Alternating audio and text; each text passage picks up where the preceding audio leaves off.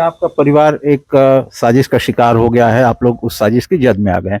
इस अगर इसे साजिश माने तो इस साजिश का खात्मा आप कहाँ देखते हैं? हमें उम्मीद है कि 2024 में जो होने वाला चुनाव है, हम नहीं, हमारे परिवार और हमारे जैसे लाखों लाख लोग हैं इस देश में और इस प्रदेश में, जिनके साथ जुल्म और अत्याचार हो रहा है और जिनके साथ ज्यादती, जितना दुरुपयोग सरकारी मशीनरी का इस कार्यकाल में हुआ है, इसकी कहीं कोई मिसाल नहीं मिलेगी। 24 में नतीजा ऐसा आने जा रहा है कि सरकार इनकी वजूद में फिर नहीं आएगी और इसी उम्मीद पर सारे लोग हिम्मत किए हुए हैं। इनकी सरकार अगर 24 में दोबारा लौट जाएगी तो देश का की तस्वीर बदल जाएगी, लेकिन ऐसा अब होना नहीं है। ये बुरी तरह से चुनाव हार रहे हैं। कर्नाटक में भी जहां से 100% सीटें, 28 में 26 सीट जीत गए थे। महाराष्ट्र में जहां इन्होंने 48 में 42 सीटें हासिल कर ली थी। बिहार में जहां 40 में 39 प्राप्त कर चुके थे। अब ये खाता खुलना मुश्किल होगा, 2-2, 4-4, 5-5 सीटों में सिमट जाएंगे इन प्रांतों में।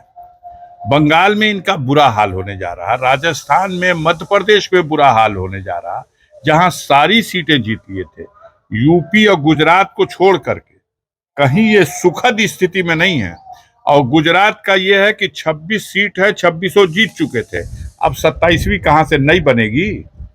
उत्तर प्रदेश में 66 जीत चुके थे, अब और क्या जीतेंगे, उससे भी नीचे आना है। तो ये घबराहट में है और हम लोगों को निशाने पर लेकर इसलिए कार्रवाई करना चाह रहे हैं कि इन्हें भय है कि पूर्वांचल में जिस तरह विधानसभा के चुनाव में जनता ने एक अलग तेवर दिखाया था, ये लोकसभा के चुनाव में भी जनता निश्चित रूप से उससे भी ज्यादा एक अलग तेवर के मूड में है।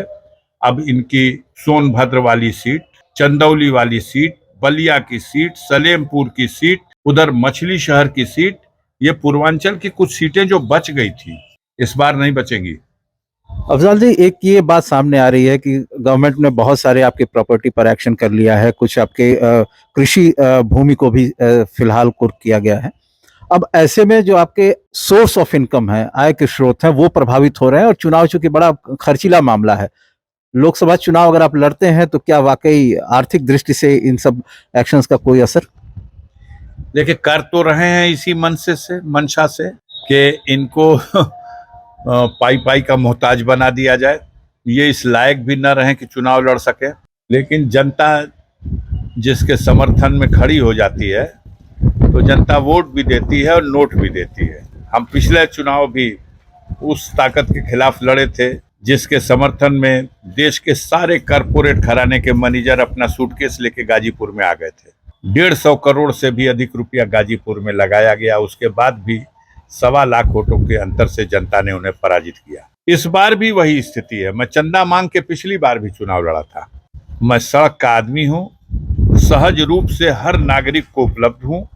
अनजान फोन भी आ जाए तो नंबर हमारे यहाँ सेफ नहीं है, तब भी खुद उठाता हूँ।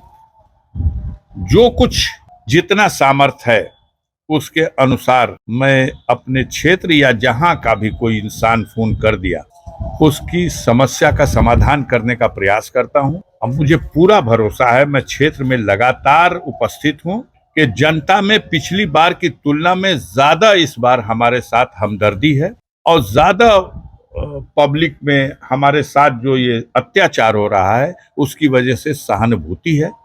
लोग समझ रहे हैं, इनके अखबार की हीडिंगें कुछ हों, सोशल मीडिया पे इनका आईपी सेल प्रचार कुछ करे, गोदी मीडिया अपनी खबरें कुछ दिखाए, आम जनता खबरों को देख के आहत होती है, नर्वस होती है, अफसोस करती है, लेकिन इनके प्रति उसके दिल में नफरत और बढ़ती है। इस सरकार के प्रति, इसकी मशीनरी के प्रति नफरत और बढ़ती है। और देखिएगा, मैं जो कह रहा हूं, ये 2024 में दिल्ली की सरकार का सफाया होगा और उत्तर प्रदेश में भी जिस घमंड में लोग हैं, उत्तर प्रदेश में भी इनका ग्राफ बहुत नीचे आएगा।